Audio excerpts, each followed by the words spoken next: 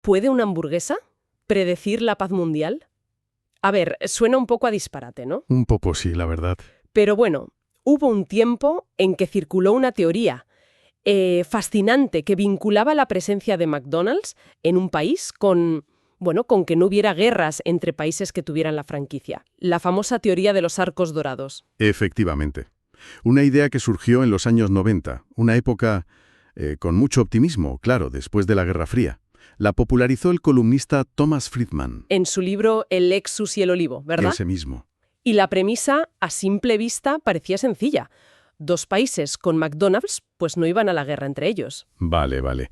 Vamos a desgranar esto un poco. Sí. ¿Era solo una correlación, así casual, una coincidencia, o había algo más de fondo? ¿Qué queda de esa idea hoy? Y sobre todo, ¿qué nos enseña esto sobre cómo interactúan la economía global y los conflictos? Pues nuestra exploración de hoy va a ir justo por ahí. Vamos a intentar entender esta teoría tan curiosa, ver sus argumentos, los casos que parecían confirmarla. Y las excepciones, claro. Y las excepciones, exacto.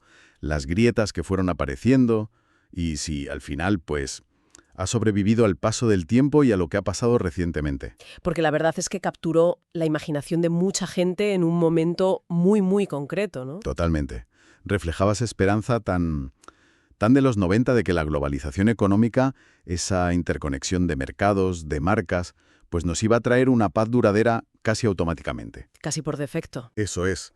Detrás estaba esa creencia fuerte de que la interdependencia económica haría la guerra, pues, obsoleta, demasiado cara, irracional desde un punto de vista puramente económico. Expliquemos un poco la base de esa observación de Friedman, porque la clave no era la hamburguesa en sí, claro. No, evidentemente. Era lo que simbolizaba. Se suponía que tener un McDonald's indicaba que un país, que ya había llegado a un cierto nivel de desarrollo económico, ¿no? Exacto, que estaba integrado en la economía global. Y, muy importante, que tenía una clase media suficientemente grande y estable como para sostener esa franquicia. Y eso, en teoría, cambiaba las prioridades del país. Se suponía que sí. Y esta idea además se apoyaba en cómo McDonald's se había expandido por el mundo. Algo muy visible desde finales de los 60 a los 70. Claro. Fueron abriendo en Canadá, Alemania, Japón, Holanda, Panamá, hasta en Guam, Australia. Por todas partes. Esa red global fue como el caldo de cultivo para que Friedman, años más tarde, viera ese patrón y dijera, oye, aquí pasa algo. Entendido. Entonces, ¿cuál era el razonamiento detrás? Según los que defendían la teoría, la visión optimista, pro-globalización. Pues había varios argumentos clave. El primero, y quizá el más importante, era la apuesta por la interdependencia económica. La idea de que estamos todos conectados. Justo. Que los países muy metidos en la economía global, con cadenas de suministro compartidas, Friedman luego habló de la teoría del Yatch, ¿no? Esas cadenas de montaje globales superconectadas. ¿Que harían la guerra un suicidio económico? Exacto. Tendrían demasiado que perder. El coste de un conflicto sería prohibitivo. Un argumento con mucho peso en plena euforia globalizadora. ¿Qué más? Iré la prosperidad, la estabilidad. ¿La comodidad? La comodidad, sí, por encima del conflicto. La hipótesis era que iban a priorizar el consumo, la tranquilidad, el homo economicus, digamos, que prefiere una Big Mac a la guerra. Vamos, que el capitalismo de consumo nos haría pacíficos. Esa era la esperanza, sí. Y el tercer punto iba en esa línea. El libre mercado, según esta visión, fomenta el diálogo, la negociación. Países con economías abiertas, globalizadas, serían más dados a resolver las cosas diplomáticamente. Pero claro, esta visión tan idílica no la compartía todo el mundo.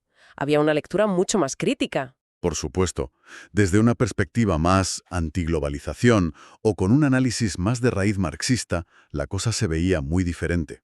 ¿Cómo? Pues no veían una paz real por interdependencia, sino la expansión de la hegemonía de Estados Unidos. Ah, vale. McDonald's para ellos no era un símbolo de paz, sino un ícono de la penetración cultural y económica estadounidense. O sea que la paz sería más bien por dominio de un modelo, no por cooperación. O, dicho de otro modo, una señal del poder creciente de las multinacionales sobre la soberanía de los estados. Ajá.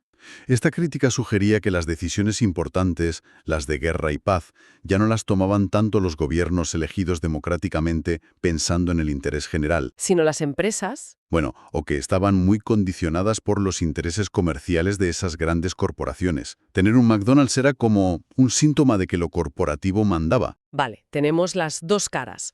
Globalización pacificadora frente a globalización como hegemonía. Pero más allá de la teoría pura, ¿cómo le fue en la práctica? Vamos a ver casos concretos. Ahí está la clave, claro. La teoría se hizo popular a mediados de los 90, pero podemos mirar incluso un poquito antes. Por ejemplo, las Malvinas, 1982. Argentina contra Reino Unido. Exacto. El Reino Unido tenía McDonald's de sobra, pero Argentina no. El primero allí abrió a finales del 86. Así que, técnicamente, la teoría se salvaba. Salía indemne, sí. Otro caso interesante, y más pegado a la época de la teoría, es la guerra del Cenepa, un conflicto fronterizo entre Perú y Ecuador a principios del 95. Hubo tensión, hubo combates serios. Sí, sí. Y hoy, ambos países tienen McDonald's. Ahí parece que... Pero ojo a las fechas. La guerra fue en el 95. El primer McDonald's, tanto en Perú como en Ecuador, abrió en 1996, después del conflicto principal. Ah, vale. Y la paz definitiva se firmó incluso más tarde, en el 98. Así que si somos estrictos con la regla original, tampoco la rompía. No había arcos dorados en ambos países durante la guerra. Uf, pero por los pelos, ¿eh? Ya se veía que la cosa era frágil. Muy frágil. Y a partir de aquí es donde la teoría empieza a necesitar, bueno, defensas más creativas, digamos. Las excepciones ya no eran tan fáciles de esquivar. Comprendo. El primer gran pero, la primera excepción que dio mucho que hablar, Yugoslavia, ¿no? Efectivamente, el bombardeo de la OTAN en 1999. Aunque bueno, el conflicto en la zona venía de antes. Y Yugoslavia sí tenía McDonald's. ¿Y qué dijeron los defensores de la teoría? Porque ahí sí que había un país con McDonald's bajo ataque. Pues aquí empezaron las reinterpretaciones. Un argumento era que no era una guerra entre dos países con McDonald's. Era Yugoslavia, un país, contra la OTAN, una organización. Vale. Otro argumento fue que la OTAN estaba interviniendo en lo que se consideraba una guerra interna de Yugoslavia, no empezando una guerra clásica entre dos naciones con la franquicia. Suena un poco a buscarle tres pies al gato, ¿no te parece? Un poco sí, la verdad. Después vino Georgia, en 2008. Otro caso complicado. Georgia tenía McDonald's, aunque creo que se dijo que solo uno en aquel momento. Sí, ese detalle se usó. Rusia, por supuesto, también tenía muchísimos. ¿Y la justificación esta vez? Me imagino que parecida. Bastante similar, sí. Se dijo que Rusia no declaró una guerra total directa a Georgia como Estado, que lo que hizo fue apoyar militarmente a las regiones separatistas, Osetia del Sur y Abjasia, Que casualmente... que, crucialmente para la teoría, no tenían McDonald's. Además, lo del único McDonald's georgiano sirvió para argumentar que su integración económica y cultural global, que era un pilar básico de la teoría, según los defensores, pues era todavía muy débil, Que no contaba, vamos. que no aplicaba la protección de los arcos dorados del todo. Cada vez más difícil de sostener. Y entonces llegamos a 2014. Crimea. Crimea, ese fue un golpe mucho más duro para la teoría. Crimea, que en ese momento era reconocida internacionalmente como parte de Ucrania, tenía McDonald's, Y Rusia, claro, también. obviamente. ¿Todavía hubo intentos de salvarla? Me cuesta creerlo. Pues sí, sorprendentemente. Circuló el argumento de que, vale, fue una anexión clara con militares rusos, pero que no escaló inmediatamente a una guerra total y abierta entre los ejércitos de Rusia y Ucrania en ese preciso instante. ¿En serio? Que la respuesta militar ucraniana al principio fue limitada. Se insistía en que no era el tipo de guerra que Friedman había pensado. Además se mencionó que McDonald's se fue de Crimea después de la anexión, aunque siguió en el resto de Ucrania. Pero vamos, que ya...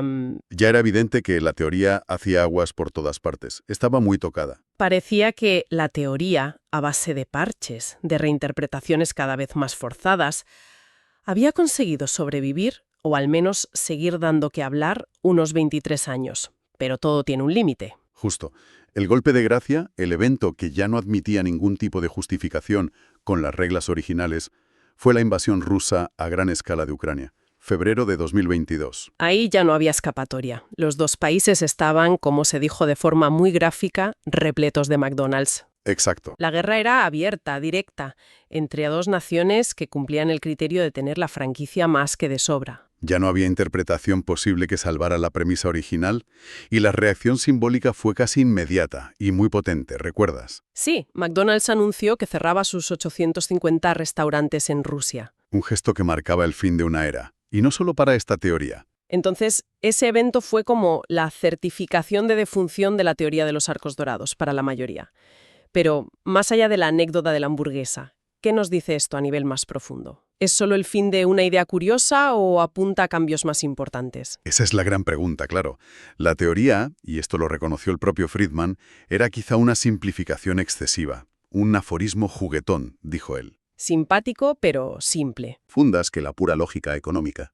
¿Que no somos solo homo economicus? Me parece que no.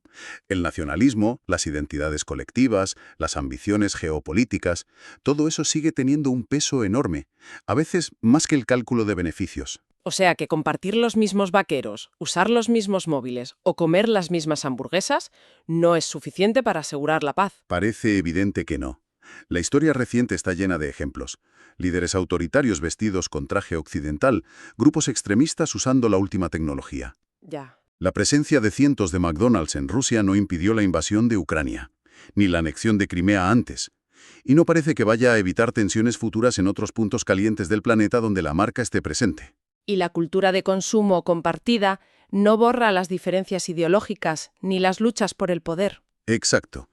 Y esto además conecta con otras señales que indican que quizá aquella fase de globalización tan optimista de los 90 está cambiando, quizá frenando un poco. ¿En qué sentido? Hay datos económicos que sugieren un cambio. Durante décadas, antes de la crisis de 2008, el comercio mundial crecía casi el doble que la economía global. Era el motor. Sí, pero desde entonces ese ritmo ha bajado mucho. Ahora crece más o menos a la par que el PIB mundial, no el doble. ¿Y por qué esa ralentización? Pues hay varios factores estructurales. Es complejo. Por ejemplo, China. Antes era la fábrica del mundo. Ahora intenta tirar más de su consumo interno. Cambia el modelo. Cambia el modelo. Y la tecnología también influye. La automatización permite producir más cerca del consumidor sin que se disparen los costes laborales. Y si cosas como la impresión 3D se generalizan, Podríamos ver aún más producción local. claro, reduciendo la necesidad de esas cadenas de suministro globales tan largas que definieron la era anterior. Y a todo esto se suman factores políticos claros. Vemos un resurgir de políticas más nacionalistas, ¿no? Más proteccionistas en muchos sitios. Sin duda. Hay un debate cada vez mayor sobre si hay que levantar nuevas barreras, ya sean regulatorias, en finanzas, en cómo se gobierna Internet, migratorias o comerciales, aunque a veces sean más sutiles, barreras no arancelarias. Después de décadas de querer tirar muros, ahora se piensa en construir algunos. Parece que sí. Hay una tendencia a reconsiderarlo al menos. Y aquella teoría del AL que mencionaste antes, la de las cadenas de suministro superconectadas como seguro contra la guerra, también se cae. Pues los hechos recientes la ponen muy en duda. La interdependencia económica existe y tiene consecuencias, claro que sí, pero no es una vacuna infalible contra el conflicto, cuando entran en juego fuerzas geopolíticas o identitarias muy potentes. Entonces, si la globalización económica no fue la panacea de paz que algunos soñaban, ¿qué marca los conflictos ahora y en el futuro? Pues un elemento cada vez más importante es el nuevo campo de batalla, el ciberespacio. La ciberguerra. Sí, se habla de esta idea de una guerra tibia o Cold War. Un conflicto constante, pero a menudo por debajo del umbral de la guerra tradicional, que se libra en la red. ¿Por qué ahí? Bueno, ofrece anonimato, permite ataques que se pueden negar, yo no he sido, y tiene costes relativamente bajos comparados con una guerra convencional. Esto es un desafío totalmente diferente a la lógica de los arcos dorados, ¿no? Aquí la interconexión parece que facilita el conflicto, no lo impide. Totalmente. La esperanza de los 90 era que los intereses económicos compartidos nos harían más pacíficos. Pero en la práctica vemos que las ambiciones geopolíticas chocan y el ciberespacio da una arena nueva y muy potente para esas tensiones. Se puede hacer daño con bajo coste y sin dar la cara. Exacto. Es una forma de globalización diferente, quizá más oscura y conflictiva, muy lejos de aquel optimismo inicial. Y es curioso, casi una ironía, ¿no? Que mientras este símbolo de la globalización se iba de Rusia por un conflicto geopolítico, la propia marca, McDonald's, ya estaba lidiando con sus propios problemas en otros frentes. Sí, sí. Caídas de ventas en algunos mercados, escándalos puntuales como lo de la carne caducada en China o aquello del diente en Japón, Sí, sí. Ha tenido sus crisis. y sobre todo el cambio en los gustos. La gente buscando opciones más artesanales, más saludables, ¿no? El kale famoso. Es verdad. Es una coincidencia interesante. Aunque bueno, conviene no mezclar directamente los problemas de negocio de una marca concreta con las grandes tendencias geopolíticas. Claro, son cosas distintas. Mientras McDonald's tiene sus desafíos, otras marcas globales como Apple, Uber, Starbucks, pues siguen expandiéndose y adaptándose. La globalización en sí no desaparece, pero sí se transforma. Cambian los protagonistas, las dinámicas. Los problemas de McDonald's serían más un reflejo de cambios en el consumo y la competencia en su sector. Eso parece. Más que el fin de la globalización como fenómeno general. Entendido. Bueno, pues hemos hecho un viaje interesante hoy, ¿eh? Desde luego. Empezamos con una idea muy llamativa, muy optimista, nacida de aquella euforia post-Guerra Fría que veía en una simple hamburguesa un símbolo de paz global traída por la economía. Ujú. Hemos analizado sus bases, sus grietas, las excepciones cada vez más forzadas y su caída final ante la cruda realidad de los conflictos del siglo XXI. Entonces, ¿con qué nos quedamos de todo esto? Pues yo creo que la teoría de los arcos dorados, aunque hoy nos parezca simplista o incluso ingenua, nos obliga a pensar en algo fundamental y que sigue ahí, la relación tan complicada entre economía, cultura y conflicto. Que no es tan simple. No, su fracaso no quiere decir que la economía no importe en las relaciones internacionales, ni mucho menos, pero sí demuestra bastante claro que no es el único factor, y quizá ni siquiera el más importante cuando chocan intereses muy profundos. Las identidades nacionales, las ambiciones de poder, las ideologías, todo eso pesa mucho y quizá aquella visión tan económica lo subestimó. Exactamente. Y además, como hemos visto, surgen nuevas formas de conflicto, como la ciberguerra, que funcionan con lógicas distintas a la simple interdependencia económica clásica. El tablero es mucho más complejo de lo que una Big Mac podía explicar. Y eso nos deja una pregunta final, para darle vueltas. La teoría original ataba la paz a un tipo muy concreto de integración, la económica y cultural basada en el consumo de masas occidental. Sí. Si ese vínculo se ha roto, o quizá nunca fue tan fuerte como pensábamos, ¿qué nos dice sobre las fuerzas que de verdad mueven la guerra y la paz hoy? Sobre todo en un mundo donde vemos resurgir nacionalismos y los campos de batalla se vuelven digitales. ¿Qué tipo de integración o interdependencia, si es que hay alguna, podría de verdad fomentar la paz en el futuro? Ahí queda eso. Da que pensar desde luego.